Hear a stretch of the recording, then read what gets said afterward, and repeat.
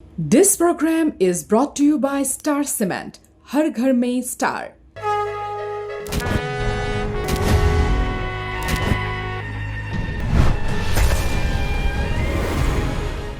নমস্কাৰ star cement ৰণদংকালৈ মই প্ৰাঞ্জল ফগনে স্বাগতম জনাইছোঁ। টাইটেল স্পন্সৰৰ ষ্টাৰ চিমেণ্ট হৰ ঘৰ মে ষ্টাৰ। আমি আজি উপস্থিত আছোঁ বঙাইগাঁও জিলাত। বিশেষকৈ সামগ্ৰিকভাৱে নামনি অসমৰ অন্যতম বিশেষ ৰাজনৈতিক হওক, সামাজিক হওক, সাংস্কৃতিকভাৱে হওক, সকলো দিশৰ পৰা এক বিশেষত্ব আছে এই বঙাইগাঁও জিলাৰ। আৰু মই কৈছোঁই যে ৰাজনৈতিক দিশৰ পৰাও বৰ্তমান এই 2026 যি বিধানসভা নিৰ্বাচনত এই বঙাইগাঁও জিলাৰ সমষ্টিসমূহেও বিশেষ প্ৰাধান্য লাভ কৰিছে। এইবাৰ দেখা যাওক যে বঙাইগাঁও জিলাৰ এইবাৰ ৰাজনৈতিক বতাহ কোন দিশে বৈছে, আৰু তাৰেই উমান ল'বলৈ আমি এই ৰণদংকা অনুষ্ঠান অনুষ্ঠিত কৰিছোঁ বঙাইগাঁও জিলাত। বিভিন্ন ৰাজনৈতিক দলৰ প্ৰতিনিধি আমাৰ মাজত উপস্থিত আছে, বিভিন্ন দল সংগঠনৰ প্ৰতিনিধি আমাৰ মাজত উপস্থিত আছে। কি কয় বিশেষকৈ সামগ্ৰিকভাৱে অসমত যিসমূহ ইছ্যু এইবাৰ নিৰ্বাচনত বিশেষভাৱে সন্মুখলৈ আহিছে, সেই ইছ্যুসমূহেই বঙাইগাঁৱতো ইছ্যু হ'বনে নে আন কিবা স্থানীয় ইছ্যু আছে? বিভিন্ন ধৰণৰ প্ৰশ্ন এই ৰণদংকা অনুষ্ঠানত উত্থাপিত হ'ব। মই প্ৰথমতে বিজেপিৰ এগৰাকী নেত্ৰী আমাৰ মাজত উপস্থিত আছে, মই আপোনাকে সুধিব খুজিছোঁ যে এইবাৰ বিশেষকৈ বঙাইগাঁও জিলাৰ ভোটাৰে পুনৰবাৰ বিজেপিকে ভোট দিয়াটো কিয় বিচাৰে? প্ৰথম কথা আপোনালোকক বহুত বহুত ধন্যবাদ জনাইছোঁ। আপুনি যিটো প্ৰশ্ন কৰিলে বিজেপিক ভোট দিয়াটো আচলতে প্ৰথম হৈছে আমাৰ NDA চৰকাৰ। NDA চৰকাৰ আমাৰ মিত্ৰজোঁটৰ চৰকাৰ। গতিকে আগৰ দিনত যেনেকৈ ইমান বছৰ ধৰি 2016 চনৰ পৰাই 2016 চনৰ আগত অসমৰ পৰিস্থিতি আৰু বৰ্তমানৰ অসমৰ পৰিস্থিতি ৰাইজে বা আপোনালোকে TV চেনেলৰ জৰিয়তে হওক যেনেকৈ কি নহওক আৰু ৰাইজে দেখিছে, সম্পূৰ্ণ আকাশ পাতাল পাৰ্থক্য আছে। আৰু সেই হিচাপে আমি আজি আশাবাদী নহয়, আচলতে আমি আজি নিশ্চিত যে 2026ত অনাশায়ে আমি ভাৰতীয় জনতা পাৰ্টি NDA মিত্ৰজোঁটৰ চৰকাৰ আমি অনাশায়ে সুন্দৰকৈ আমি ওলাই যাম। আৰু যিটো আমাৰ চৰকাৰ হ'ব মিত্ৰজোঁটৰ চৰকাৰ হ'ব, লগতে যিখিনি ৰাইজে বিচাৰিছে, আচলতে প্ৰথম কথা হ'ল জনতা জনাৰ্দন আপুনি ক'লে, আৰু ৰাইজৰ কাৰণে NDA চৰকাৰে বহুতখিনি কৰিছে। ৰাষ্ট্ৰীয় পৰ্যায়তে হওক বা আপোনাৰ জাতীয় আমাৰ ৰাষ্ট্ৰতে হওক বা আমাৰ ৰাজ্যতে হওক, প্ৰত্যেকটো দিশতে প্ৰত্যেকটো ক্ষেত্ৰতে সামাজিক ক্ষেত্ৰত, সাংস্কৃতিক ক্ষেত্ৰৰ পৰা আদি কৰি প্ৰত্যেকটো জনজাতি আদি কৰি সকলোকে সমানভাৱে আমাৰ চৰকাৰখনে বিশেষকৈ ভাৰতীয় জনতা পাৰ্টীয়ে গুৰুত্ব দিছে প্ৰত্যেকটো ক্ষেত্ৰতে। আৰু লগতে যিখিনি মানুহক অভাৱ অভিযোগখিনি আছিলে সেইখিনি বিশেষকৈ আমাৰ মানে ক'বলৈ গ'লে অসমৰ চাণক্য তেখেত বৰ্তমান ৰূপে পৰিচিত হৈছে মাননীয় হিমন্ত বিশ্ব শৰ্মা ডাঙৰীয়া। তেখেতে আচলতে মানুহৰ মাজলৈ সোমাই গৈছে। তেখেত বৰ্তমান এজন ব্যক্তি নহয়, এটি অনুষ্ঠানলৈ ৰূপান্তৰ হৈছে। সেইটো হয়তো বেলেগে আমাৰ যি আমাৰ ধৰক বিৰোধী দল আছে তেখেতসকলে মানিব অকণমান টান পাব, কিন্তু সেইটো আচলতে তেখেতসকলৰ মনতো হ'লেও এবাৰ হ'লেও ক'ব যে হয় আচলতে উন্নতি কৰিছে। আৰু ক'বলৈ গ'লে মই পুনৰ আহিম, অগপৰো বহুকেইগৰাকী প্ৰতিনিধি আছে ইয়াত, আমি তেওঁলোকৰ ওচৰলৈ আহিম যিহেতু মিত্ৰজোঁটৰ চৰকাৰ। আমি এই যিটো কথা বিজেপিৰ নেত্ৰীগৰাকীয়ে ক'লে, প্ৰথম কথা হৈছে 2016 চনৰ পিছৰ পৰিস্থিতি এক নম্বৰ, আৰু দ্বিতীয়টো কথা কৈছে উন্নয়ন। মই কংগ্ৰেছৰ ওচৰলৈ আহিব খুজিছোঁ। কংগ্ৰেছৰ এগৰাকী বিশেষ নেতা আমাৰ লগত আছে, আমি সুধিব খুজিছোঁ যে বিজেপিয়ে কথা কৈছে যে বিশেষকৈ বঙাইগাঁও জিলাতে নহয় সামগ্ৰিকভাৱে কৈছে যে 2016 চনৰ আগৰ পৰিস্থিতি আৰু তাৰ পাছৰ পৰিস্থিতি এইটো মনত ৰাখি এইবাৰ বিশেষকৈ বঙাইগাঁও ৰাইজে ভোট দিব। আৰু দ্বিতীয়টো কথা তেওঁলোকে কৈছে যে উন্নয়ন আৰু হিমন্ত বিশ্ব শৰ্মাৰ কাৰ্যদক্ষতা, এইকেইটাৰ ওপৰত ভিত্তি কৰি এইবাৰ ৰাইজে ভোট দিব বুলি কৈছে যে মিত্ৰজোঁটৰ চৰকাৰ। এতিয়া কংগ্ৰেছক কিয় ভোট দিব বুলি ভাবে, কংগ্ৰেছে ৰাইজক কি বুলি ক'ব যে কিয় কংগ্ৰেছক ভোট দিব লাগে? কংগ্ৰেছক ভোট দিয়াৰ আগতে বিজেপিক কিয় ভোট নিদিব সেইটো জানি থোৱাটো ভাল। বিজেপিয়ে কা আনিলে অসমৰ অস্তিত্ব সংকটত, মূল্য বৃদ্ধিত জুৰুলা মানুহ, চিলিণ্ডাৰ বিচাৰি মানুহে বাটে ঘাটে দৌৰি ফুৰিছে। তাৰোপৰি সাম্প্ৰদায়িক যি মেৰুকৰণ, কথাই প্ৰতি মানুহৰ মনত এটা বিষবাষ্প বিয়পাই দিছে হিন্দু মুছলমান হিন্দু মুছলমান। বাংলাদেশী আছে যদি অসমত বিতৰণ কৰক, চৰকাৰ আছে, কেন্দ্ৰীয় চৰকাৰ, ৰাজ্যত চৰকাৰ আছে। সেইখিনি নকৰি জৱাহৰলাল নেহৰুৰ কথা ক'ব, 1947 চনৰ কথা ক'ব, কোনো লেকাম নোহোৱা এটা দললৈ ৰূপান্তৰিত হৈছে। 501 নম্বৰ কোঠাত তেওঁলোকে যি কাণ্ডবিলাক কৰে অসমৰ ৰাইজে সেইবিলাক দেখি বিজেপিক ভোট নিদিব। কংগ্ৰেছক মানুহে ভোট দিব। কংগ্ৰেছক ভোট দিবলৈ মানুহে আকুণ্ঠ সত্তাৰে ৰখি আছে। বৰ অসমখন আমি ঘূৰাই আনিব লাগিব। গৌৰৱ গগৈয়ে যি বৰ অসমৰ সপোন দেখিছে, সেই সপোনটো অকল ৰাজনীতিৰ ক্ষেত্ৰতেই নহয়। ৰাজনীতি কৰিব লাগে কাৰণে আমি কংগ্ৰেছে শাসনত থাকিব লাগে কাৰণে আমি ৰাজনীতিত কৰা নাই। অসমৰ সম বিকাশ, সম উন্নয়ন আৰু সম অধিকাৰ ৰাইজৰ মাজত এই যে লোন লৈ আমাৰ নতুন প্ৰজন্মটোক আমাক এই যে ধৰুৱা কৰি ৰাখিছে, হিমন্ত বিশ্ব শৰ্মাই কি কৰিছে? সংস্কৃতিৰ কথা কয়। আমাৰ বিহুৱাসকলক নচুৱাই তেওঁ কি প্ৰমাণ কৰিব খুজিছে? যে ঋণ লৈছে, ঋণ লৈ আমাৰে টকা আমাৰ ওপৰতে মাধমাৰ সোধাই আমাকে ঋণগ্ৰস্ত কৰি আকৌ তেওঁলোকে কয় যে আকৌ তেওঁলোকে উন্নতিৰ বাটত আগবাঢ়িব। উন্নতিৰ প্ৰকৃত ডেফিনেশ্যন হিমন্ত বিশ্ব শৰ্মাই নাজানে। হিমন্ত বিশ্ব শৰ্মা নিজে এজন দল বগৰা মানুহ, যি এটা দলৰ হ'ব নোৱাৰিলে। সেই মানুহে আকৌ মানুহক কেনেকৈ একত্ৰিত কৰিব? গতিকে এইবাৰ কংগ্ৰেছৰ প্ৰতি ৰাইজৰ আস্থাটো হ'ল তৰুণ গগৈয়ে যি বৰ অসমৰ কথা কৈ গৈছিল, গৌৰৱ গগৈয়ে তাক বাস্তৱিক ৰূপ দিব। আৰু সকলো জাতি জনগোষ্ঠীৰ আমি এনেকুৱা নকৰোঁ যে বাগানীয়া মানুহক ইমান দিনত হাজিৰা বঢ়াই দিম বুলি কৈ ঠগোৱা নাই। মহিলাসকলক বন্ধন বেংকৰ যেতিয়া বেংকৰ মানুহৰ মহিলাসকলৰ ঘৰত যাই ছুইচাইড কৰিব লগা হ'ল, বিজেপিৰ মহিলা কৰ্মীয়ে যেতিয়া তেওঁলোকৰ আঁচনিৰ কাৰণে আত্মহত্যা কৰিব লগা হ'ল, বিজেপিৰ নেতাৰ যেতিয়া তেওঁলোকৰ অফিচত মহিলাসকল 7টা বজাৰ পিছত প্ৰৱেশ নিষিদ্ধ হ'ল, য'ত মহিলা সুৰক্ষিত নহয়, তেনে বিজেপিক, তেনে এজিপিক ৰাইজে ভোট নিদিয়ে। নিশ্চয় এইকেইটা প্ৰশ্ন তেওঁলোকে কৈছে মহিলা সুৰক্ষিত নহয়। স্বাভাৱিকভাৱে মহিলা সুৰক্ষাৰ প্ৰশ্নটো উত্থাপন কৰিছে কংগ্ৰেছে। মই সেইটো আনিম। আৰু ইয়াৰ লগতে বিভিন্নকেইটা প্ৰশ্ন উত্থাপন কৰিছে। মই বিশেষকৈ অসম গণ পৰিষদ দলৰ বহুকেইগৰাকী নেতা আমাৰ মাজত উপস্থিত আছে। মই তেওঁলোকৰ ওচৰলৈ আহিব খুজিছোঁ। অসম গণ পৰিষদ দলৰ বিশেষকৈ বঙাইগাঁও সমষ্টিটো, বিশেষকৈ বঙাইগাঁও যিটো সদৰ সমষ্টি, এইটো দীৰ্ঘদিনৰ পৰা অগপৰ দখলত আছে। আৰু তাৰ উপৰিও বঙাইগাঁও জিলাখনতো অগপৰ এটা বিশেষ প্ৰভাৱ আছে। যে আপোনালোকে ভাবে নেকি যে অগপই যিহেতু NDA চৰকাৰ, মই অসমৰ ক্ষেত্ৰত কৈছোঁ দিছপুৰত, উপযুক্ত মৰ্যাদা পাইছে? হয়, উপযুক্ত মৰ্যাদা পাইছে কাৰণেই আমি একেলগে আছোঁ আৰু একেলগে থাকিম। আৰু পুনৰবাৰ আমাৰ NDA চৰকাৰ গঠন হ'ব আৰু ৰাইজে উন্নতি দেখিব। কোনোবাই যদি উন্নতি দেখা নাই, সেয়া এটা ভ্ৰান্ত ধাৰণা। আৰু কোনোবাইতো ক'ব পাৰে, কোনোবাই যিকোনো কথা ক'ব পাৰে, কিন্তু যিয়ে সঁচাকৈয়ে মানে উন্নতি পাইছে বা তেওঁলোকে যিবিলাকে উপকাৰ পাইছে, আজি ধৰক যিবিলাক মহিলাই আজি ধৰক বাগানত তেওঁলোকে এটিকলি দুটিপাতৰ হেৰি পাইছে, তাৰপিছত 10,000 টকাটো পাইছে, তাৰপিছত তেওঁলোকে এতিয়া আকৌ 9,000 টকা পালে। আমাৰ দুখীয়া মহিলাবিলাকৰ কাৰণে, দুখীয়া মানুহবিলাকৰ কাৰণে ইমান চেনচিটিভ ইছ্যু এটা লৈ পেলাই কোনোবাই আত্মহাস্য কৰিব, কোনোবাই ঋণ লোৱা বুলি তেওঁলোকক উপহাস কৰিব, এইবিলাক আমি পচন্দ নকৰোঁ। কাৰণ মহিলাবিলাক উৎফুল্লিত হৈছে। আপোনালোকৰ চেনেলৰ জৰিয়তে আমি দেখিবলৈ পাওঁ যে যেতিয়া তেওঁলোকে পইচাটো পায় বা তেওঁলোকে উৎফুল্লিত হয় যে ঘৰখন তেওঁলোকে ভালকৈ চলাব পাৰিব, এই ধৰণৰ কথা। গতিকে আচলতে মহিলা সুৰক্ষিত কিয় নহ'ব? মহিলা সুৰক্ষিত হৈছে এইকাৰণে যে আত্মসহায়ক গোটবিলাকৰ জৰিয়তে তেওঁলোকে নিজা ব্যৱসায় আৰম্ভ কৰিছে। যেতিয়া এজনী মহিলাৰ হাতত কৰ্মসংস্থাপন থাকে, তেতিয়া সেই মহিলাগৰাকীয়ে ঘৰখন সুৰক্ষিত কৰিব পাৰে। সেইটো অৰ্থনৈতিক সুৰক্ষাৰ কথা ক'লে আপুনি। অৰ্থনৈতিক সুৰক্ষাটোৱে হৈছে মেইন। মই ভাবোঁ যে নিজক মহিলাক স্বাৱলম্বী কৰাটোৱে হৈছে অৰ্থনৈতিক সমস্যাটো। যেতিয়া তেওঁ সমাধা কৰিব পাৰে, তেতিয়া তেওঁ নিজেও সুৰক্ষিত হ'ব পাৰে। কাৰণ তেতিয়া তেওঁৰ ৰাস্তা ওলাই পৰে যে মই কেনেকৈ সুৰক্ষিত হ'ম। কাৰণ তেওঁ গোটেই ঘৰখন ধুনীয়াকৈ ৰাখিব পাৰিছে। তেওঁ ল'ৰা ছোৱালীবিলাক স্কুলত গৈছে, ছোৱালীবিলাকৰ কাৰণে স্কুটি দিছে, ছোৱালীবিলাকৰ কাৰণে নিযুত মইনা আঁচনি দিছে।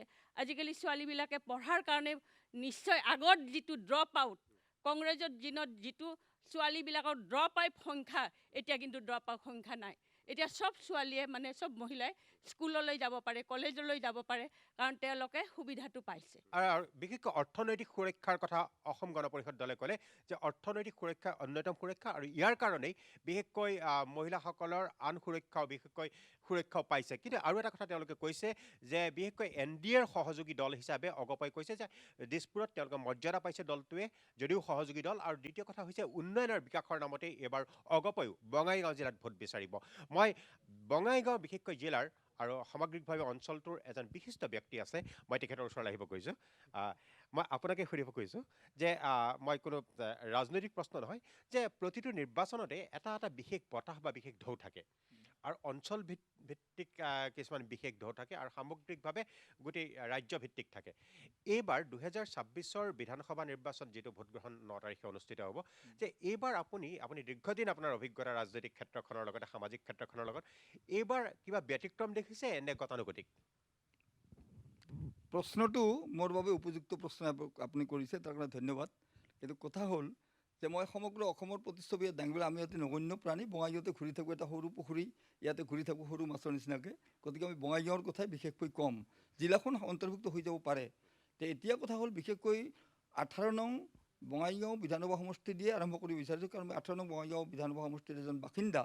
গতিকে সেই সূত্ৰে এই 18 নং বঙাইগাঁও বিধানসভা সমষ্টিত এটা বিতৃষ্ণাৰ ৰাজনীতি চলি আছে বৰ্তমান, চূড়ান্ত বিতৃষ্ণা। এই বিতৃষ্ণা কেনেকুৱা হৈছে, ফণীভূষণ চৌধুৰী ডাঙৰীয়া 1985 চনত তেতিয়া গণ আন্দোলনৰ মাধ্যমেদি আহি অসম গণ পৰিষদ দল জন্ম হ'ল। আমিও একোগৰাকী সক্ৰিয় অংশগ্ৰহণকাৰী আছিলোঁ এই দল জন্ম দিয়া বা আন্দোলনকাৰী হিচাপে। কিন্তু পৰৱৰ্তী কালত এই আন্দোলন এই হেৰিৰ ভিতৰত ফণীভূষণ চৌধুৰী এতিয়া নিৰ্বাচিত হৈ গ'ল। এটা কাল দুটা কাল তেওঁ বৰ ভদ্ৰলোক আছিল, কিন্তু তৃতীয় কাৰ্যকালৰ পৰা তেওঁ তৃতীয় চতুৰ্থ পঞ্চম ষষ্ঠ সপ্তম অষ্টম এই অষ্টম কাৰ্যকালটো তেওঁৰ স্বেচ্ছাচাৰিতা, তেওঁৰ ক্ৰূৰতা, তেওঁৰ নিষ্ঠুৰতা আৰু তেওঁৰ একঘায়ামী আৰু তেওঁৰ যিবিলাক কাৰ্যকলাপ, এই কাৰ্যকলাপে বঙাইগাঁওবাসী জনগণক একেবাৰে অতিষ্ঠ কৰি তুলিছিল। কিন্তু তেওঁ এইখিনি এটা কথা সুধিব খুজিছোঁ যে ফণীভূষণ চৌধুৰীৰ যিটো ইমেজ আছে, যে তেওঁ বিশেষকৈ এটা খুব সাধাৰণ এটা ইমেজ আছে, খুব ডাউন টু আৰ্থ এটা ইমেজ আছে, কিন্তু ক্ৰূৰতা আৰু নিষ্ঠুৰতাৰ লগত সেইটো সম্পৰ্ক নাই, সেয়ে অসমৰ ৰাইজে জানিব বিচাৰিছে। এইটো ক্ৰূৰতা আৰু নিষ্ঠুৰতা এনেকুৱা, ফণীভূষণ চৌধুৰীৰ মুখৰ ফালে চালে আপুনি গম পাব যে এখন ক্ৰূৰ মানুহৰ তেওঁৰ মুখমণ্ডলত যিটো ভাষা কয়, চকুৱে তেওঁৰ যি ভাষা কয়, সেই তাতে স্পষ্টভাৱে প্ৰকাশিত হৈ থাকে যে হয়তো অতি ক্ৰূৰ, অতি নিষ্ঠুৰ, আৰু এজন মানে এনেধৰণৰ মানুহ যিগৰাকী ব্যক্তিয়ে তেওঁ নেকি এই অঞ্চলটোত এই সমষ্টিটোত তেওঁ মানে ৰাইজৰ মাজত এটা বিতৃষ্ণাৰ সৃষ্টি কৰিছে। আৰু সেইবাবেই ক'ব বিচাৰিছোঁ যে ফণীভূষণ চৌধুৰী শেহতীয়া আপোনালোকে ৰৈ যাব, আপোনালোক ৰৈ যাব। তাৰপিছত হ'ল কি, আপোনালোকে নাগৰিকত্বটো নষ্ট কৰি দিব। তাৰপিছত পৰৱৰ্তী কালত যেতিয়া নেকি পূৰ্বতে নেকি আমাৰ যেতিয়া নেকি হেৰি হ'ল, মানে কি বুলি নিৰ্বাচন যিটো অনুষ্ঠিত হ'ল, এই নিৰ্বাচনটোত ফণীভূষণ চৌধুৰীয়ে তেওঁ নিজৰ পত্নীক তেওঁ মানে মনোনয়ন দিলে। এই পত্নী মনোনয়ন পত্ৰ প্ৰদান কৰাৰ লগে লগেই AGPৰ যিমান জন্মদাতা যিমান আছিল, এজন দুজন নহয়, শত সহস্ৰ যিবিলাক মানে AGPৰ জন্মদাতা যিসকল আছিল ফণীভূষণ চৌধুৰীৰ লগত, সেই সকলো মই উত্তৰটো অগপৰ পৰা লৈ ল'ব খুজিছোঁ। মই আহিম বাকী দল সংগঠনৰ ওচৰলৈ, মই ধৰি আছোঁ। মই এইটো কথা কৈছোঁ, মই 81তে বঙাইগাঁৱত আহিছোঁ, মই গোৱালপাৰাৰ হয়। 81ৰ পৰা আজি 85 চনৰ ছবিখন আৰু 2026 চনৰ ছবিখন চাওক।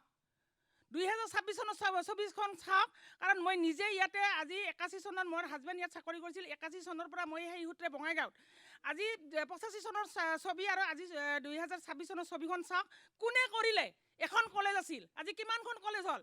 ল' কলেজ, ছায়েন্স কলেজ, কন্যা কলেজ, BEd কলেজ, আজি ইঞ্জিনিয়াৰিং কলেজ, মেডিকেল কলেজ, ৰাস্তা ঘাট, খোৱা পানী, লাইট ইত্যাদি।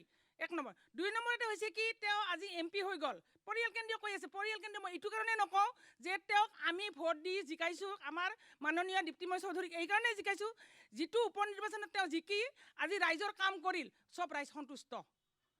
আজি আমাৰ যিটো অসম দৰ্শনৰ কথা আছে, অসম দৰ্শনৰ যিটো টকা আহে 19টা পঞ্চায়তত তেওঁ সমানে বিলাইছে, তাতে কোনো জাতি ভেদ ধৰ্ম বা কোনো দল সংগঠন চোৱা নাই। স্কলাৰশ্বিপৰ টকা আদি কৰি আজি উদ্যমিতা আঁচনিবিলাকৰ টকা, মই উদ্যমিতা আঁচনিৰ জৰিয়তে মই এইটো ক'ব খোজোঁ যে আজি বঙাইগাঁৱত মই বঙাইগাঁও পঞ্চায়তত কাম কৰোঁ, বঙাইগাঁৱত 1480 জনক মই উদ্যমিতা আঁচনিৰ কাম কৰি দিছোঁ। গতিকে কাৰ জৰিয়তে শেষ চহীটোতো বাইদেৱে মাৰিব লাগে, তাতে কোনো দল সংগঠনৰ বাইদেউ নাচায়, একধাৰচে মাৰি দিয়ে। গতিকে মই এইকাৰণে কওঁ, ফণী চৌধুৰীৰ যদি ব্যক্তিগত হিচাপে কোনোবাই কয় তেনেহ'লে তাৰ নিৰ্লজ্জ বুলি ক'ব লাগিব, কাৰণ তেওঁৰ আণ্ডাৰত চবজন আছে, চবকে চৌধুৰীক লাগিব, দীপ্তিময় চৌধুৰীক লাগিব, এইটোৱে মই কৈছোঁ। নিশ্চয়, বিশেষকৈ ফণীভূষণ চৌধুৰীৰ বঙাইগাঁও বুলি কোৱাৰ লগে লগে ফণীভূষণ চৌধুৰীৰ প্ৰসংগটো আহেই, কাৰণ দীৰ্ঘদিন ধৰি এই বঙাইগাঁৱত তেওঁৰ নিৰ্বাচিত এজন জনপ্ৰতিনিধি হৈ আহিছে আৰু সেয়েহে ফণীভূষণ চৌধুৰীলৈ বিতৰ্ক হোৱাটো স্বাভাৱিক। বিভিন্ন দল সংগঠনৰ প্ৰতিনিধি আছে। মই প্ৰথমতে আপোনাৰ ওচৰলৈ আহিব খুজিছোঁ যে আপোনাৰ পৰিচয়টো দি কওক যে আপোনালোকে এইবাৰ কি দেখিছে বা কিহৰ ভিত্তিত এইবাৰ বঙাইগাঁৱৰ ৰাইজে ভোটদান কৰিব, কি ইছ্যুৰ ভিত্তিত? চাওক, মই পলিটিকেলি ইচ্ছাই কৰিব নোখোজোঁ, কোনো কমেণ্ট কৰিব নোখোজোঁ। মোৰ জন্মৰ টাইমৰ পৰাই MLA হৈ আছে। মই দ্বিতীয়খন MLA দেখা নাই মোৰ জন্মৰ পিছৰ পৰা, সিহঁতেই আছে। ডেভেলপমেণ্ট মানুহৰ চাওক, মানে টাইমৰ লগত চেঞ্জ হয়। ডেভেলপমেণ্ট হৈ আছে, এইটোৰ কোনো দ্বিমত নাই।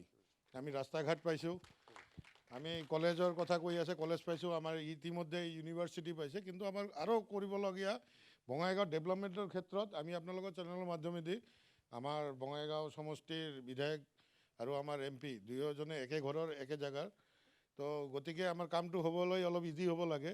ড্ৰেইনৰ ক্ষেত্ৰত আৰু পানী যোগান আঁচনিৰ ক্ষেত্ৰত অলপ কাম কৰিব লগা আছে।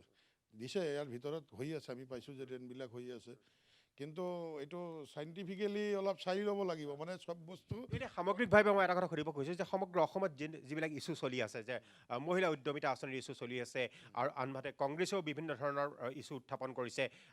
বিজেপিয়ে দাবী কৰিছে যে স্বচ্ছৰ নিকা নিযুক্তিৰ কথা কৈছে আৰু কংগ্ৰেছে কৈছে নহয়। গৌৰৱ গগৈয়ে এটা কথা কৈছে যে আমি যেতিয়া চৰকাৰ যদি কংগ্ৰেছে গঠন কৰে তেতিয়াহ'লে কোনো মিটিঙলৈ যাব নালাগে, মিটিঙলৈ নোযোৱাকেই মহিলাসকলে ধন পাব। এনেকুৱা ধৰণৰ ইছ্যু কিছুমান চলি আছে। এতিয়া সেই ইছ্যুবিলাকে বঙাইগাঁৱক চুই গৈছেনে? চাওক, বঙাইগাঁৱত এইবিলাক ইছ্যুলৈ মানে মেইন মই যেনেকৈ কৈছিলোঁ যে মই বেছি পলিটিকেল ইছ্যুটো ক'ব নোখোজোঁ। মই এটা সংগঠনৰ ফালৰ পৰা আহোঁ, আমি নন পলিটিকেল। আমি পাইছোঁ যে মানুহবিলাক পইচা পাই আছে, আঁচনিৰ মানে লাভাৰ্থী হৈ আছে। এইটো এটা মানে আমাৰ ফাইনেন্সিয়েল কণ্ডিশ্যনবিলাক মানে এটা মাজত কিন্তু মাৰ্কেট বহি গৈছিল, মাৰ্কেট কিন্তু একদম বহি গৈছিল, মানে মানুহৰ হাতত টকা নাছিল। কিন্তু মই ভাবোঁ যে এই যে কিছুদিন আগত 9,000 টকা কৰি বাইদেউবিলাকে যে পাল, এই টাকাও কিন্তু আমাৰ মাৰ্কেটতে ঘূৰি আহিব। কিন্তু মানে বিভিন্ন ধৰণৰ ইচ্ছাদি এটা লাগে, এইটো এটা একটা মানে ৰাজনৈতিক দলৰ নিজৰ ফাইনেন্সিয়েল ষ্ট্ৰেটেজিবিলাক থাকে। আমি বেলেগ ষ্টেটতেও পাইছোঁ, তাতে ইয়াতে বিজেপি দিয়া বুলি খালী কথা নহয়, কংগ্ৰেছ শাসিত ষ্টেটবিলাকতো আমি পাইছোঁ, বহুত ধৰণৰ আঁচনি আছে। এতিয়া ইলেকশ্যনৰ টাইমত আৰু আঁচনি দিব, ঠিক আছে। মানে ষ্টেবিলাইজ থাকিব লাগে, মানে বেছি দি পেলাই একদম বেকাৰ কৰি দিব নালাগে, এইটোও কম। কিছু টাইমত দিবও লাগে, মানুহবিলাক সকাহ দিব লাগে। আপোনাৰ সংগঠনটো? মোৰ সদৌ অসম বাঙালী যুৱ ছাত্ৰ ফেডাৰেশ্যন, মই কেন্দ্ৰীয় সভাপতি সম্ৰাট ভাৱাল। কোচ ৰাজবংশী জনগোষ্ঠীৰ আক্ৰাসুৰ, মই আপোনাক সুধিব খুজিছোঁ যে আক্ৰাসুৱে মই বিভিন্ন স্থানত দেখিবলৈ পাইছোঁ, আক্ৰাসুৱে নিজে সজোৰ উত্থাপন কৰিছে যে অনুসূচিত জনজাতিকৰণ। তেওঁলোকে কৈছে এইটোৱেই এবাৰ আমাৰ আক্ৰাসুৰ কাৰণে বা কোচ ৰাজবংশী জনগোষ্ঠীৰ কাৰণে মূল ইছ্যু হ'ব। এই ইছ্যুটোৱেও বঙাইগাঁৱত এবাৰ আপোনালোকে সজোৰে উত্থাপন কৰিবনে? নিশ্চয়কৈ। আমাৰ বিগত দিনত কংগ্ৰেছ চৰকাৰ 3টা টাৰ্মছ তেখেতসকলে জনজাতিকৰণ কৰা নাই। আমাৰ তদ্ৰুপ বিজেপি চৰকাৰেও 2টা টাৰ্মছ কেন্দ্ৰৰ ৰাজ্যত গ'ল। এতিয়ালৈকে কোচ আৰু জনগোষ্ঠীৰ দীৰ্ঘদিনীয়া যিটো সমস্যা আমাৰ জনজাতিকৰণ ক্ষেত্ৰত, এতিয়ালৈকে তেখেতসকলে পূৰণ কৰাৰ আমি দেখা নাই। আৰু আমি আপোনালোকৰ জৰিয়তে আহ্বান জনাম, এইবাৰ যিহেতু কোচ ৰাজবংশী আমাৰ বিশেষকৈ বঙাইগাঁও, যিহেতু কোচ ৰাজবংশী অধ্যুষিত অঞ্চল, আমি বঙাইগাঁৱত বিশেষকৈ এইবাৰ এটা সিদ্ধান্ত লৈছোঁ, যিহেতু প্ৰতিনিধি আমাৰ বঙাইগাঁৱত কোচ ৰাজবংশী জনগোষ্ঠীকে প্ৰদান কৰিছে, আমি প্ৰথমে ধন্যবাদ জনাইছোঁ। আমি সিদ্ধান্ত আমাৰ উপনীত, আমি এইবাৰ যিহেতু চৰকাৰে বিজেপি চৰকাৰে হওক বা NDA চৰকাৰখনে আমাৰ কোচ আৰু জনগোষ্ঠীৰ ক্ষেত্ৰত তেখেতসকলে এইবাৰ সিদ্ধান্ত লৈছে যে জনজাতিকৰণৰ ক্ষেত্ৰত তেখেতে প্ৰতিবেদন প্ৰদান কৰিছে। যিহেতু প্ৰদান কৰিছে, আমি আহ্বান জনাম যাতে এইবাৰ বিধানসভাত মানে চৰকাৰ গঠন হ'লে যাতে আমাৰ দীৰ্ঘদিনীয়া সমস্যা সমাধান কৰে। এইখিনি খন্তেক বাণিজ্যিক বিৰতিৰ পিছত মই প্ৰাঞ্জল ফুকন পুনৰবাৰ উভতি আহিছোঁ ৰণৰংকালৈ, আৰু আমি আজি এই ৰণৰংকা অনুষ্ঠান কৰি আছোঁ বঙাইগাঁও জিলাত।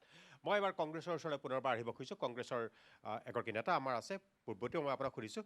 মই এটা বিশেষ ইছ্যুৰ কথা সুধিব খুজিছোঁ যে মুখ্যমন্ত্ৰীৰ বিভিন্ন জনসভাত কোৱা পৰিলক্ষিত হৈছে যে আপোনালোকৰ বিৰুদ্ধে বা আপোনালোকৰ নেতা গৌৰৱ গগৈৰ বিৰুদ্ধে এটা অভিযোগ আছে যে কংগ্ৰেছে যদি এবাৰ নিৰ্বাচন খেলিব লাগে তেতিয়াহ'লে পাকিস্তানত খেলক বেছি ভোট পাব, আৰু গৌৰৱ গগৈক লৈতো পাকিস্তানী লিংকৰ প্ৰশ্নটো আছে।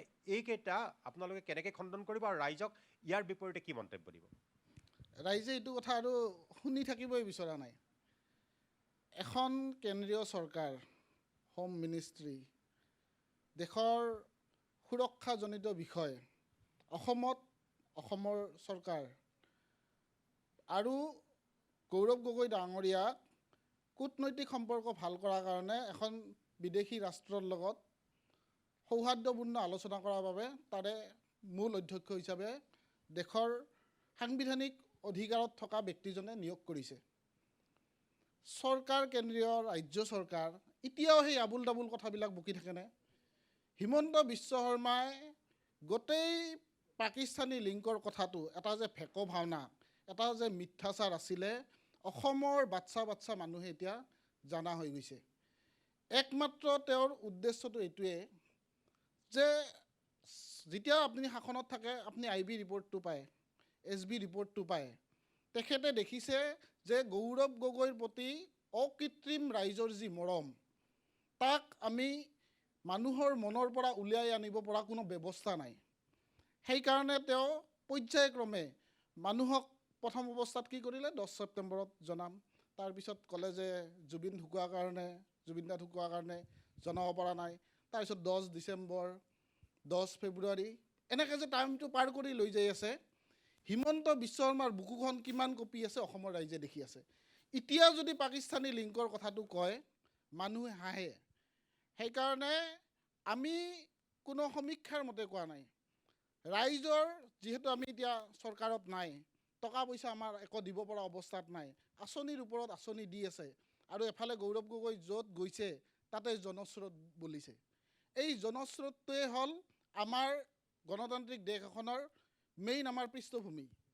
মানুহে যেতিয়া ভাল পায়, আপুনি যিমানে ষড়যন্ত্ৰ নকৰক, ভূপেন বৰাক লৈ গ'ল, প্ৰদ্যুৎ বৰদলৈক লৈ গ'ল, আমিতো ভয় খোৱা নাই, আমিতো লুকাই থাকিব বিচৰা নাই।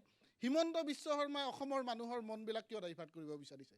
অসমৰ মানুহৰ মন এইকাৰণে ডাইভাৰ্ট কৰিব বিচাৰিছে, অসমৰ ৰাইজে গৌৰৱ গগৈ বৰ অসমৰ সংজ্ঞাটোৰ লগত অসমৰ ৰাইজে একাত্ম হ'ব বিচাৰিছে। আৰু এইকাৰণে একাত্ম হ'ব বিচাৰিছে, তেওঁলোকে অসম আন্দোলনৰ কথা কয়, শ্বহীদ ভৱন বনালে, কিন্তু 6 নং দফাৰ কাম কিবা কৰিলেনে? AGP গোটেইকেইটা বিষয় মই একেলগে সামৰি ল'ম, তাৰমানে আকৌ আহিম। যিহেতু এইকেইটা উত্তৰটো মই বিজেপিৰ পৰা বিচাৰি লওঁ, যে মই বিজেপিৰ নেত্ৰীগৰাকীৰ ওচৰলৈ পুনৰবাৰ আহিব খুজিছোঁ। প্ৰসংগ গৌৰৱ গগৈ, কাৰণ দেখা গৈছে যে গৌৰৱ গগৈৰ নেতৃত্বত কংগ্ৰেছে এটা বিশেষ ধৰণৰ ভূমিকা ল'বলৈ গৈ আছে, যে কংগ্ৰেছৰ নেতাগৰাকী যিটো কথা ক'লে যে গৌৰৱ গগৈৰ প্ৰতি জনসাধাৰণৰ আস্থা আছে, আপুনি কি কয়? আচলতে তেখেতে নিজে কংগ্ৰেছী নেতা, সেইকাৰণে গৌৰৱ গগৈক তেখেতে ছাপোৰ্ট কৰিবই, সেইটো তেখেতসকলে কৰিবই লাগিব। কিন্তু তেখেতে, মই ক'বলৈ বিচাৰিছোঁ, তেখেতে কথাটো নিজৰ পৰা কৈছে, কিন্তু ৰাইজে সেইটো নামানে। কাৰণ ৰাইজে দেখিছে, আজি যোৱাকালি তেখেতে জালুকবাৰী সমষ্টিত যিটো ৰেলী উলিয়ালে পৰহি দিনাখন, সেনেকুৱা জনস্ৰোত হয়তো গৌৰৱ গগৈ আজিলৈকে অহা নাই, বা গৌৰৱ গগৈৰ পিতৃৰ সময়তো অহা নাছিলে। 15টা বছৰ তৰুণ গগৈ ডাঙৰীয়াই শাসনকালত কেনেকুৱা পৰিস্থিতি আছিলে আৰু আজিৰ মুখ্যমন্ত্ৰীগৰাকীৰ কেনেকুৱা পৰিস্থিতি, সেইটো ৰাইজে দেখিছে, অসমে দেখিছে, গোটেই বিশ্বই দেখিছে। ক'বলৈ গ'লে সেইটোৱে কথা। আৰু তেখেতে, মই ইয়াতে আৰু এটা কথা উল্লেখ কৰিব বিচাৰিছোঁ, তেখেতে কৈছে বাংলাদেশী বা যিটো আমাৰ ধৰ্মক লৈ কিনে। আচলতে আমাৰ হিমন্ত বিশ্ব শৰ্মা ডাঙৰীয়া এজন অসমৰ তেজ পানীৰ বতাহৰ সৈতে ডাঙৰ হোৱা ব্যক্তি, সৰুৰ পৰাই দেখিছে অসমখনৰ পৰিস্থিতি, সেইকাৰণে অসমখনৰ কাৰণে এইখিনি কৰি আছে। ভূমি বেদখল এইবোৰ যে কৰিছে, আচলতে তেখেতে খিলঞ্জীয়াৰ কাৰণে কৰিছে। হিমন্ত বিশ্ব শৰ্মা ডাঙৰীয়াই খিলঞ্জীয়াক অন্তৰৰ পৰা ভাল পায়, খিলঞ্জীয়াৰ তেজ আছে তেখেতৰ গাত, সেইকাৰণে বাংলাদেশী খেদি আছে। তেখেতে কিন্তু খিলঞ্জীয়াক খেদা নাই। আপোনালোকে নিশ্চয় সেইটো কথা পইণ্ট কৰিব, খিলঞ্জীয়াৰ বিৰুদ্ধে কৰা নাই, খিলঞ্জীয়াক বচাব বিচাৰিছে কাৰণে হিমন্ত বিশ্ব শৰ্মা ডাঙৰীয়াই এইটো ষ্টেপ ল'ব লগা হৈছে। লগতে তেখেতসকলে কৈছে আঁচনিৰ কথা, আঁচনি দিবই লাগিব। আৰু এটা কথা, ঋণৰ কথা কৈছে তেখেতে।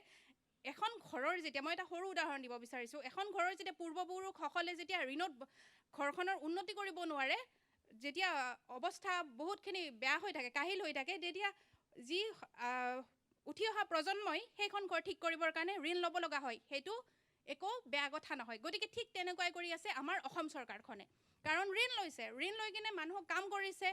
আজি উন্নতিয়ে উন্নতি, ৰাজপথে হওক, য'তেই কি নাযাওক, আমি এয়াৰপৰ্টৰ পৰা আদি কৰি বিশ্ববিদ্যালয়ৰ পৰা, লগতে মেডিকেল কলেজৰ পৰা আদি কৰি ইঞ্জিনিয়াৰিং কলেজলৈকে প্ৰত্যেকটো ক্ষেত্ৰতে, ইভেন আমাৰ বঙাইগাঁওখনৰ ক্ষেত্ৰতে কৈছোঁ, আমাৰ বঙাইগাঁৱৰ ল'ৰা ছোৱালী ভৱিষ্যতলৈকে ডক্টৰে হ'ব বিচাৰে, ইঞ্জিনিয়াৰ হ'ব বিচাৰে, তেখেতসকলে ঘৰৰ ভাত সাজ খাই কিনে সুন্দৰকৈ পঢ়ি কিনে ইয়াতে তেখেতসকলে নিজৰ জীৱনটো সুৰক্ষা কৰিব পাৰিব। লগতে তেখেতসকলে বাৰে বাৰে কৈ থাকে গৌৰৱ গগৈ ডাঙৰীয়াই বঙাইগাঁওখনলৈকে আহক, তেখেতক কিমানজনে চিনি পায়, আৰু হিমন্ত বিশ্ব শৰ্মা বঙাইগাঁওলৈকে আহক, কিমানজনে তেখেতক চিনি পায়। কথাটো হ'ল সেইটো। গতিকে এজন ভূমিপুত্ৰ হৈ কিনে হিমন্ত বিশ্ব শৰ্মাই যিখিনি কৰিব পাৰে বা কৰিব ভৱিষ্যতে, সেইখিনি মই লিখি দিব পাৰোঁ। গৌৰৱ গগৈ কেতিয়াও কৰিব নোৱাৰে, কাৰণ গৌৰৱ গগৈৰ তাত অসমীয়াৰ তেজ যদিও আছে, কিন্তু তেখেতে বিদেশত লালন পালন হৈ ডাঙৰ হৈছিলে। সেইকাৰণে হয়তো অসমৰ প্ৰতি সেই তেখেতৰ যিটো মনৰ ভাৱ, সেইটো আচলতে খিলঞ্জীয়াৰ প্ৰতি নাই, আৰু সেইকাৰণে তেখেতে নিজৰ ভোট পেটাৰ্ণটো বঢ়াবৰ কাৰণে তেখেতসকলে বাংলাদেশীক আনি আছে। নিশ্চয়, বিশেষকৈ গৌৰৱ গগৈৰ প্ৰসংগটো স্বাভাৱিকভাৱে আহিছে, কাৰণ এবাৰ সন্মুখৰ পৰা নেতৃত্ব দিছে গৌৰৱ গগৈ কংগ্ৰেছক। তেওঁ কৈছে যে গৌৰৱ গগৈৰ জনপ্ৰিয়তা বিশেষ আৰু হিমন্ত বিশ্ব শৰ্মাৰ জনপ্ৰিয়তা বঙাইগাঁৱত জুখি চাবলৈ আহ্বান জনাইছে বিজেপি নেতৃগৰাকীয়ে। আৰু ইয়াৰ লগতে তেওঁ কৈছে যে হিমন্ত বিশ্ব শৰ্মাই অসমখনৰ কাৰণে যি সপোন দেখিছে বা যি ধৰণে কৰিছে, সেই ধৰণে গৌৰৱ গগৈ কৰি দেখুৱাওক, এনেকুৱা ধৰণৰ কথাও আহিছে। মই পুনৰবাৰ অসম গণ পৰিষদ দলৰ ওচৰলৈ আহিব কৈছোঁ। বিশেষকৈ এটা কথা যে পৰিয়ালবাদৰ প্ৰসংগটো বঙাইগাঁও জিলাত বাৰে বাৰে উত্থাপন হৈছে। ফণীভূষণ চৌধুৰী, তাৰপিছত দীপ্তিময় চৌধুৰী, এই প্ৰসংগটোৰ ক্ষেত্ৰত আপোনালোকে ভোটাৰক কি বুলি আশ্বস্ত কৰিব? আচলতে যি বিভিন্ন ৰাজনৈতিক দলে পৰিয়ালবাদৰ কথাটো কৈছে, কিন্তু আমাৰ অসম গণ পৰিষদ দলৰ যিটো ব্যৱস্থাপনা, এই ব্যৱস্থাপনাটোৰ জৰিয়তে পৰিয়ালবাদৰ কথাটো আচলতে নাহে। কাৰণ আমি প্ৰতিখন আঞ্চলিকৰ ফালৰ পৰা মতামত গ্ৰহণ কৰিহে আমি আচলতে দীপ্তিময় বাইদেউক প্ৰাৰ্থিত্ব প্ৰক্ষেপ কৰিছোঁ। গতিকে ইয়াত পৰিয়ালবাদৰ কথা কৈছে। কোনোবা এজন ব্যক্তি যদি যোগ্যতা থাকে, তেওঁৰ কি কাৰোবাৰ পত্নী হ'লেই যে তেওঁ প্ৰাৰ্থিত্ব লাভ কৰিব নোৱাৰিব, তেনেকুৱা ধৰণৰ কিবা যুক্তি আছে নেকি? কোনোবা যদি যোগ্যতা আছে, তেখেতৰ সেই যোগ্যতাৰ ভিত্তিতেই তেখেতে প্ৰাৰ্থিত্ব লাভ কৰিছে। পৰিয়ালবাদ যদি আজি কংগ্ৰেছে কয়, কংগ্ৰেছত পৰিয়ালবাদ নাই নেকি? আজি যদি অন্য ৰাজনৈতিক দলৰ কথা কয়, তেখেতসকলৰ পৰিয়ালবাদ নাই নেকি? তেখেতসকলৰ পৰিয়ালৰ কোনো এজন ব্যক্তি আজিৰ তাৰিখত প্ৰাৰ্থিত্ব লাভ কৰা নেকি? এই পৰিয়ালবাদটো আচলতে নহয়। বঙাইগাঁৱত আচলতে যোগ্যতাৰ ভিত্তিতহে আচলতে দীপ্তিময় বাইদেৱে প্ৰাৰ্থিত্ব লাভ কৰিছে। আৰু বঙাইগাঁৱত আচলতে ফণীভূষণ চৌধুৰী যিধৰণে সেৱা আগবঢ়াই আহিছে, সেই সেৱাৰ আচলতে মনোভাৱটো আজি ৰাখি থকাৰ কাৰণে আমি একেখন পৰিয়ালতেই আমি আমাৰ হেৰিটো আস্থা আৰু বিশ্বাসটো ৰাখিছোঁ। নিশ্চয়, অসম গণ পৰিষদ দলে পৰিয়ালবাদৰ এই যিটো প্ৰসংগ বঙাইগাঁও জিলাত চলি আছে, সেইটোক নস্যাৎ কৰিছে। কাৰণ সাংসদ ফণীভূষণ চৌধুৰী পূৰ্বে তেওঁ বিধায়কো আছিলে, পৰৱৰ্তী সময়ত তেওঁৰ পত্নীয়ে সেই বিধায়ক পদ লাভ কৰিলে। এই যিটো অভিযোগ, এইটো বিশেষকৈ নস্যাৎ কৰিছে অসম গণ পৰিষদে। তেওঁলোকে কৈছে দলীয় সিদ্ধান্ত মতে এই প্ৰাৰ্থিত্ব দিয়া হৈছে আৰু যোগ্যতাৰ কথাটো আহিছে। মই সৰু অসম ছাত্ৰ সন্থাৰ ওচৰলৈ আহিব খুজিছোঁ।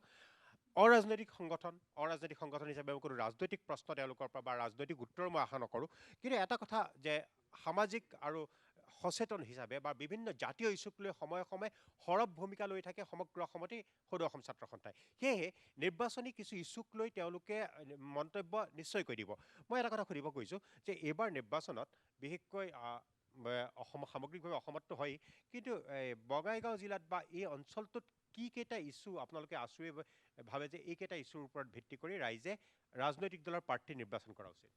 হয়, সদৌ বঙাইগাঁও জিলা ছাত্ৰ সন্থাৰ ফালৰ পৰা প্ৰথমে প্ৰাক পৰিয়াললৈ আমি অভিনন্দন জ্ঞাপন কৰিছোঁ। আপোনালোকে বঙাইগাঁৱত আহিছে আৰু সুন্দৰ প্ৰশ্ন এটা আপোনালোকে কৰিছে বা আপুনি কৰিছে যে আমি সদৌ বঙাইগাঁও জিলা ছাত্ৰ সন্থাই বা আমি সদৌ অসম ছাত্ৰ সন্থাই আমি প্ৰতিটো ৰাজনৈতিক দলৰ পৰা বহু আশা কৰোঁ। বা যেতিয়া এটা ৰাজনৈতিক দলে চৰকাৰ বনায়, তেতিয়া আচলতে সেই দলটোৰ চৰকাৰ এখন নহয়, আমি ভাবোঁ যে ৰাইজৰ চৰকাৰ। আৰু ৰাইজৰ চৰকাৰ হিচাপে ৰাইজৰ কাম কাজ বিভিন্ন ধৰণে তেওঁলোকে কৰাৰ কাৰণে চেষ্টা কৰে। কিন্তু আমি সদৌ বঙাইগাঁও জিলা ছাত্ৰ সন্থাই বঙাইগাঁওখনক আমি যি ধৰণে আশা কৰোঁ, সেই ধৰণে হয়তো আমি এতিয়ালৈকে পোৱা নাই। এতিয়া বঙাইগাঁও জিলাৰ বিশেষকৈ আমি শৈক্ষিক খণ্ডখন বা চিকিৎসা খণ্ডখন বা আমাৰ গ্ৰাম্য অৰ্থনীতিটো বা আমাৰ বঙাইগাঁও যিখন আমাৰ চহৰ, আমাৰ বঙাইগাঁও চহৰখন পৰিকল্পনাভাৱে বনোৱা হোৱা নাই। চহৰখন এতিয়া চহৰখনত যান জঁটৰ সমস্যা, এনেকুৱা বিভিন্ন সমস্যা।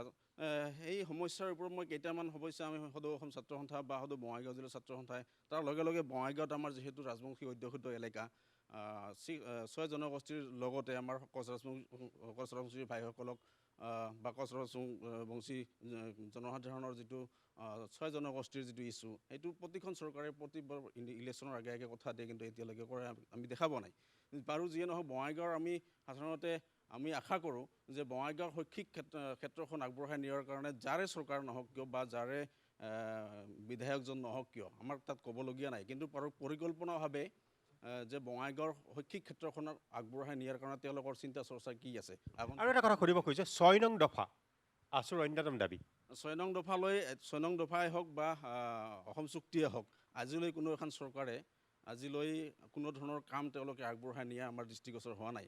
আনকি যেতিয়া কাহ আহিল, কাহ হোৱাৰ পিছত কেব আহিল, কাহ হ'ল, আইন হ'ল, তেতিয়া 19 লাখ 20 লাখ মানুহৰ নাম যেতিয়া কৰ্তন হ'ল, তেতিয়া সদৌ অসম ছাত্ৰ সন্থাৰ লগতে আমাৰ ৰাজ্য চৰকাৰেও তেওঁলোকেও এই কথাটো কৈছিল যে 19 লাখ নাম ওলাইছে, কিবা এটা তেওঁলোকে এইটো ৰিজাল্ট লৈ সন্তুষ্টি প্ৰকাশ কৰা নাছিল। কিন্তু সদৌ অসম ছাত্ৰ সন্থাই সন্তুষ্টি প্ৰকাশ কৰাৰ সন্তুষ্টি প্ৰকাশ মানে আমি হোৱা নাই। তাৰ লগে লগে আমি কিন্তু সৰ্বোচ্চ ন্যায়ালয়ত কিন্তু সদৌ অসম ছাত্ৰ সন্থাই পিটিশ্যন ফাইল কৰিছে। আৰু সেই কথাটো বিভিন্ন আলাপ আলোচনাৰ মাজেদি হয়তো চৰকাৰেও সেই পিটিশ্যনখন কৰিব লাগিছিল তাতে।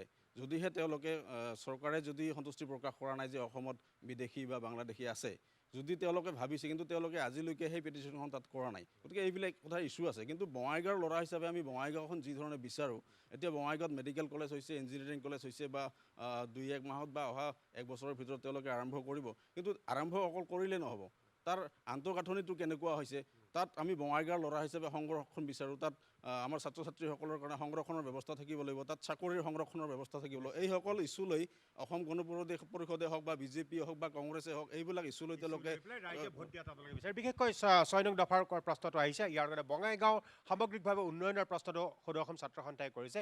ইয়াৰ লগতে বিদেশী বহিষ্কাৰ আন্দোলনৰ কথাও আহিছে। আৰু এটা ছাত্ৰ সংগঠন আছে, বিশেষকৈ কোচ ৰাজবংশী জনগোষ্ঠীৰ সংগঠন, মই তেওঁলোকৰ ওচৰত আহিব খুজিছোঁ যে আপোনালোকে কি ভাবে যে এইবাৰ আপোনালোকৰ দাবী কি? দাবী এনেকুৱা ধৰণৰ যে ভোটাৰক আপোনালোকে কি ক'ব, যে কি চাই ভোট দিব লাগে, আপোনালোকৰ সংগঠনৰ ফালৰ পৰা কি বিচাৰিছে? First of all, I want to thank Prague News for conducting such a beautiful show in the heart of Bongaigaon. And also, I want to wish on the behalf of Kransu to all the political parties best wishes. লগতে আপুনি যিটো প্ৰশ্ন কৰিছে আমাৰ দাবীসমূহৰ কথা ক্ৰান্সুৰ, মই ক্ৰান্সুৰ দাবীসমূহৰ কথা ক'ম। আমি প্ৰথমে শিক্ষাৰ দিশত, যিহেতু শিক্ষাক আমি প্ৰাধান্য দিওঁ, গতিকে আমি শিক্ষাৰ দিশৰ পৰা যাম। আমাৰ আজি এখন বঙাইগাঁৱৰ মাজমজিয়াত আমাৰ এখন বঙাইগাঁও বিশ্ববিদ্যালয় বুলি এটা টেগ দিয়া হৈছে, নামাকৰণ কৰা হৈছে। তাতে কেৱল নামাকৰণহে হৈ থাকিল নেকি, মোৰ এনেকুৱা লাগিছে, কাৰণ তাতে আমাৰ এতিয়াও ছায়েন্স ষ্ট্ৰীমটোৱে নাই। গতিকে এই ক্ষেত্ৰত আমাৰ শাসকীয় দলপক্ষই কি ক'ব, কেনেধৰণৰ প্ৰস্তাৱ আগবঢ়াব, বা আমাৰ যি হ'বলগীয়া আমাৰ যিখিনি কেণ্ডিডেট আছে তেওঁলোকে উপস্থিত থাকি যদি এইখিনি কথা একচুৱেলি আমাক উত্তৰ দিলে হয়, আমি বেছি ভাল পালোহেঁতেন।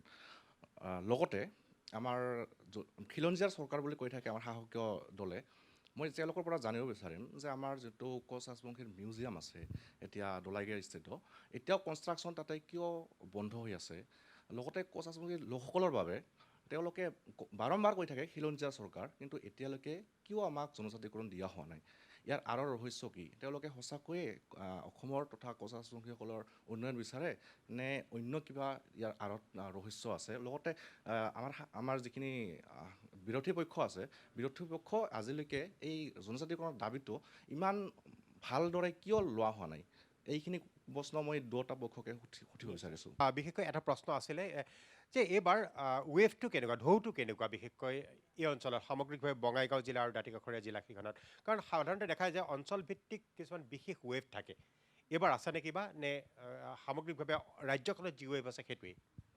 নাই, পোনপটীয়াভাৱেতো দেখা গৈছে যে বৰ্তমানৰ যি NDA চৰকাৰে তেওঁলোকে যে পোনপটীয়াভাৱে হিতাধিকাৰীসকলক যি মানে নিৰ্বাচনৰ আগে আগে মানে টপ এটা দিলে যে টকা বাকী, সেই হিচাপেতো দেখা যায় গ্ৰাম অঞ্চলত যিটো অৰ্থনীতি পিছপৰা হৈ আছে এইটো অঞ্চলৰ, মানে তেওঁলোকৰ পক্ষত থাকিব। কিন্তু বঙাইগাঁৱত দেখা গৈছে এইবাৰ কিছু অলপ শাসকীয় দলৰ কাৰণে অলপ চিন্তাৰ বিষয় হ'ব পাৰে, যিহেতু বিজেপি ইয়াত তেওঁলোকে বহু সদস্য ইয়াত মানে এই কৰিছে, নিয়োগ কি কয় সদস্যতা বঢ়াইছে। তেওঁলোকে কেইবামাহৰ পৰা তেওঁলোকে এই সমষ্টিত আপোনাৰ তেওঁলোকৰ প্ৰাৰ্থী দিয়াৰ কাৰণে মানে দাবী দি আহিছে, যাৰ ফলতে তেওঁলোকৰ এজন নেতাই নিৰ্দলীয়ভাৱে মানে এই কৰিছে। এতিয়া তেওঁলোকে কিমান প্ৰভাৱ পেলাব পাৰে, তাৰ উপৰিও গিৰীশ বৰুৱা তেওঁ আগতে এবাৰ ইয়াত প্ৰতিদ্বন্দ্বিতা কৰিছিলে। কংগ্ৰেছ দল ইয়াত অলপ স্থবিৰ হৈছিল যদিও এতিয়া যুৱ চামৰ কাৰণে তেওঁ এক মানে নতুন প্ৰত্যাহ্বান হিচাপে আগবাঢ়িব। গতিকে দেখা গৈছে যে এইবাৰ কিছু অলপ আৰু দেখা গৈছে যে অলপ চাইলেণ্ট ভোটে শেহতীয়াভাৱে কি মানে নিৰ্ণয় কৰে তাতে অলপ এইটো এটা চিন্তনীয় হ'বলৈ খুব গুৰুত্বপূৰ্ণ কথা এটা ক'লে বিশেষকৈ চাইলেণ্ট ভোটাৰে সাধাৰণতে প্ৰতিটো নিৰ্বাচনত এটা বিশেষ ভূমিকা পালন কৰে। মই কংগ্ৰেছৰ ওচৰলৈ পুনৰবাৰ আহিম। কংগ্ৰেছৰ ওচৰলৈ অহাৰ আগতে মই বিজেপিৰ নেত্ৰীগৰাকীক চমুকৈ এটা প্ৰশ্নৰ উত্তৰ বিচাৰি ল'ব খুজিছোঁ। কথাটো হৈছে যে বঙাইগাঁও জিলাত এটা বিশেষ ঢৌ বা এটা বিশেষ কথা চলি আছে যে অগপ আৰু বিজেপিৰ মাজত আভ্যন্তৰীণ সংঘাত। বিশেষকৈ এইবাৰ বিজেপি আপোনালোকৰ এজন নেতাই কিন্তু এবাৰ নিৰ্দলীয় ৰূপে প্ৰতিদ্বন্দ্বিতা কৰিব, যে সেইটো তেওঁ সেই পৰ্যায়লৈকে গুচি গৈছে, যে এইটো আপোনালোকে কেনেকৈ নিৰাময় কৰিব? আচলতে আমাৰ আদৰ্শ হৈছে ৰাষ্ট্ৰ আগত, তাৰ পাছতে আমাৰ সংগঠন, তাৰ পিছতে আমাৰ ব্যক্তি। গতিকে আমি কোনোবা এজন ব্যক্তি ওলাই গ'লেই যে আমি গোটেই দলটো আমি আমাৰ NDA চৰকাৰক আমি সহযোগ নকৰিম, সেইটো আচলতে ভুল কথা। আনসকলৰ মানে ক'ব বিচাৰিছোঁ যে আমি মিত্ৰজোঁট হিচাপে আমি যিহেতু আমাৰ ইয়াতে অগপৰ প্ৰাৰ্থী এগৰাকী দিয়া হৈছে, গতিকে সেইখিনি আমি মানি চলিম। আৰু আমাৰ মিত্ৰজোঁটৰ প্ৰাৰ্থী হিচাপে দীপ্তিময়ী চৌধুৰী ডাঙৰীয়ানীয়ে ইয়াতে বিপুল ভোটত বিজয়ী হ'ব, সেইটো আমাৰ দৃঢ় বিশ্বাস। কাৰণ এইটো এটা ঢৌ আহিছে, সেইটো সঁচা কথা, আমিও দেখিছোঁ, শুনিছোঁ। কিন্তু এনেকুৱা নহয় যে 100 জনৰ পৰা 10 জন ওলাই গ'লে সেইটো দল কেতিয়াও ভাঙি নাযায়। আমাৰ 10 জনহে গৈছে, কথাটো হ'ল সেইটো। আমাৰ 90 জন এতিয়াও আমাৰ লগত আছে, কাৰণ আমি নীতি আদৰ্শৰ সংগঠনৰ আমি ধৰি ৰাখিছোঁ আৰু সেই নীতি আদৰ্শ আমি সদায় মানি চলিম। গতিকে আমি যিখিনি তলৰ খাপৰ গ্ৰাছৰুটৰ আছে সেইখিনি ইফাল সিফাল কৰিবই, সেইটো সকলোৱে জানে। কিন্তু যিখিনি আমি বিষয়ববীয়া হিচাপে আমি পদবীত আছোঁ বা আমি দলক যিখিনি আমি এটা বান্ধি ৰাখিছোঁ, সেইটো আমি কেতিয়া আমি খণ্ডন হ'ব নিদিওঁ। আৰু এইটোৱে আমাৰ আচলতে মই এই উত্তৰটো বিচাৰিছিলোঁ। তেওঁলোকে কৈছে যে যদিও সামগ্ৰিকভাৱে এটা ঢৌ আছে যে অগপ আৰু বিজেপিৰ মাজত সংঘাত এটা চলি আছে, কিন্তু তেওঁলোকে এই মিত্ৰতা অক্ষুণ্ণ ৰাখিম বুলি কৈছে। মই কংগ্ৰেছৰ পৰা বিচাৰি আছোঁ ইয়াৰ উত্তৰটো, যে বঙাইগাঁৱত বিশেষকৈ অগপ বিজেপিৰ মাজত সংঘাতৰ প্ৰশ্নটো আহিছে। এজনেতো মই কৈছোঁ প্ৰশ্নটো উত্থাপন কৰিলে যে নিৰ্দলীয় খেলিব, আৰু এইটোতো কংগ্ৰেছৰ ওপৰতো আছে বাৰু, কিন্তু ইয়াক লৈ কি কয়? আৰু দ্বিতীয় প্ৰশ্ন মই চমুকৈ উত্তৰটো কেইটা বিচাৰিম, যে গৌৰৱ গগৈ জনপ্ৰিয়তাক বঙাইগাঁৱত জনপ্ৰিয়তাক লৈ পেলাই প্ৰশ্ন উত্থাপন কৰিছে বিজেপিয়ে। একেবাৰে মই শেষবাৰৰ বাবে কৈ একেবাৰে শেষ কৰি দিম, বাৰে বাৰে উঠি থাকিব বেয়া লাগিব। এগৰাকী অগপৰ মহিলা বাইদেৱে কৈছে যে ঋণ লোৱাটো, হিতাধিকাৰী হোৱাটো মহিলাসকলৰ কাৰণে গৌৰৱৰ বিষয়। ভুল কথা, কৰ্মযোগী কৰি তোলাটোহে ৰাজ্যখনৰ মুৰব্বীৰ দায়িত্ব। সেইকাৰণে সেইটো তাতে কৰিছোঁ। এতিয়া আমাৰ বিজেপি নেত্ৰীগৰাকীয়ে কৈছে যে গৌৰৱ গগৈৰ জনপ্ৰিয়তা আৰু হিমন্ত বিশ্ব শৰ্মাৰ জনপ্ৰিয়তা, সেইকাৰণেতো আমাৰ এই নিৰ্বাচন। অহা 4 মে'ৰ পিছত দুধ কা দুধ পানী কা পানী হৈ যাব, তেওঁলোকে চিন্তা কৰিব নালাগে। গৌৰৱ গগৈ ৰাইজৰ প্ৰতি আৰু ৰাইজৰ গৌৰৱ গগৈৰ প্ৰতি কি মৰম, কংগ্ৰেছৰ চিন্তাধাৰাৰ প্ৰতি কি মৰম, তেওঁলোকে 4 তাৰিখে গম পাব। আৰু বঙাইগাঁৱত আপোনালোকে আছে যিহেতু, সেইকাৰণে বঙাইগাঁৱৰ সামগ্ৰিক কথাখিনি আপুনি জানি থোৱাটো ভাল। বঙাইগাঁৱতে যশিতা দাস নামৰ আমাৰ এগৰাকী ইঞ্জিনিয়াৰ ইয়াতে আত্মহত্যা কৰিছে, আৰু সেই যোনটো সমষ্টিত তাৰে প্ৰাৰ্থীগৰাকী সম্ভাৱ্য প্ৰাৰ্থী আছিলে, তেওঁ সেই ইনকুৱাৰীটোত তেওঁৰ নাম সাঙৰ খাইছে, এই ব্যৱসায়ীজনৰ, যাৰ ফলত AGPৰ পৰা ধাৰ কৰি নি ভূপেন ৰায়ক তাতে টিকেট দিব লগা হৈছে। আৰু বিজেপিৰ নিষ্ঠাবান কৰ্মীগৰাকীয়ে কান্দি কাটি নিৰ্দলীয় হৈ নমিনেশ্যন দিছে। মিলা প্ৰীতিটো গম পালে। বঙাইগাঁৱতো তদ্ৰুপ অৱস্থা। বঙাইগাঁৱত তেওঁলোকে কৈ আছে আমি ইমান বছৰে জিকিছে, কিন্তু ৰাইজৰ কৰিছে কি?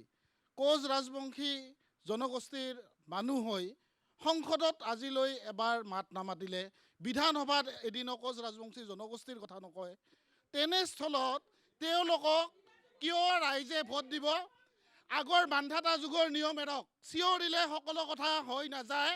এটা কথা জানক, বঙাইগাঁৱত বাঘেশ্বৰী ছেল্ফ হেল্প গ্ৰুপৰ নামতো বহুত কেলেংকাৰী হৈ গৈছে। কথা ওলালে কথা বাঢ়ি যাব। গতিকে বঙাইগাঁৱৰ সেইকাৰণে কৈছোঁ, সৃজনগ্ৰাম সমষ্টিটোত কংগ্ৰেছৰ অপ্ৰতিৰোধ্য, কংগ্ৰেছ বহু হাজাৰ ভোটত জিকিব।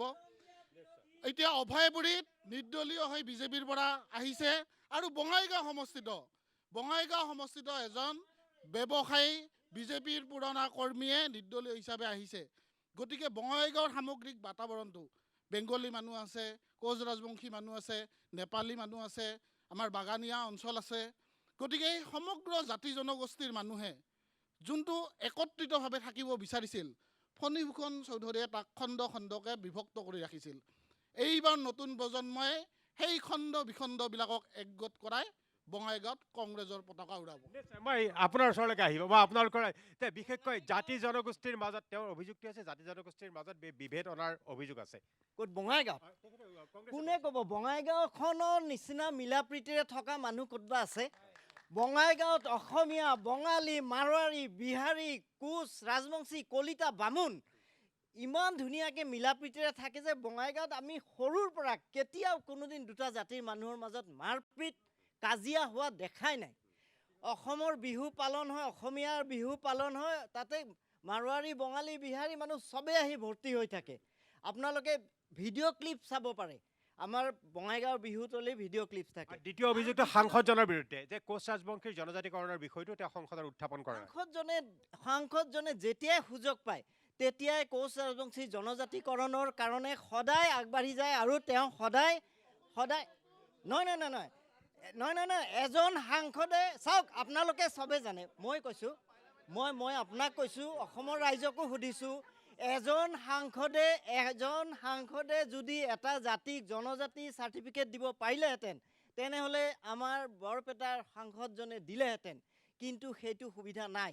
মই পুনৰবাৰ কওঁ, কংগ্ৰেছ চৰকাৰখন খিলঞ্জীয়া বিৰোধী চৰকাৰ আছিল, তাৰ কাৰণে কংগ্ৰেছ চৰকাৰক অসমৰ মানুহে খেদি দিছে। তেওঁলোকৰ কনস্পিৰেচি আছিল খিলঞ্জীয়া মানুহৰ এগেইনষ্ট। চাওক, তেওঁ কৈছে যে ৰাজবংশী সমাজৰ বিষয়ে বা একো কোৱা নাই। পাৰ্লিয়ামেণ্টৰ যিটো হয় এইটো আপোনাৰ ৰেকৰ্ড থাকে, অন ৰেকৰ্ড থাকে। তেওঁ যাতে অলপ সময় ওলাই কিনে চাই লয়, ফণীভূষণ চৌধুৰী যেতিয়া সাংসদত গৈছে তেতিয়াই আহিছে। আপুনি তথ্য চাই ল'ব দাদা, আৰু আপুনি তথ্য চাই ল'ব, আপুনি তথ্য চাই ল'ব, আপুনি চাই ল'ব, আৰু আপুনি তথ্য চাই ল'ব, আপুনি তথ্য চাই ল'ব। আৰু আপোনালোকৰ সাংসদ ইমান দিন যে আছিল, আপোনালোকৰ কংগ্ৰেছৰ চৰকাৰ ইমান দিন আছিল, ইমান দিন কি কৰিলে? আপোনালোকৰ 70 বছৰৰ কংগ্ৰেছ চৰকাৰে কি কৰিলে? কিন্তু এইবাৰ দেখিবলৈ পোৱা গৈছে বঙাইগাঁও জিলাত সামগ্ৰিকভাৱে এই ৰণদংকা অনুষ্ঠানত মই যিটো দেখিলোঁ, কোচ ৰাজবংশী জনজাতিকৰণটো অন্যতম এটা বিষয় হ'ব বা ইছ্যু হ'ব। ইয়াৰ লগতে উন্নয়নৰ শ্লোগান লৈ বিজেপি আৰু NDA মিত্ৰজোঁট চৰকাৰে ভোট বিচাৰি গৈছে, আৰু এইবাৰ উন্নয়ন আৰু NDA মিত্ৰজোঁটৰ কাৰণে উন্নয়ন আৰু বিকাশ অন্যতম ইছ্যু হ'ব। আৰু কংগ্ৰেছেও আনিব যে নতুনত্ব, নতুন বৰ অসম গঢ়াৰ এক প্ৰতিশ্ৰুতিলৈ তেওঁলোক আহিছে, সন্মুখত ৰাখিছে গৌৰৱ গগৈ। দেখা যাওক কি হয়।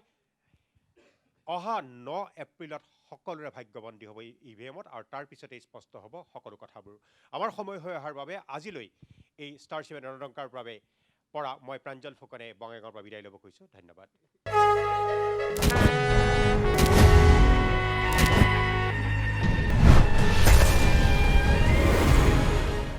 This program was brought to you by Star Cement. हर घर में स्टार।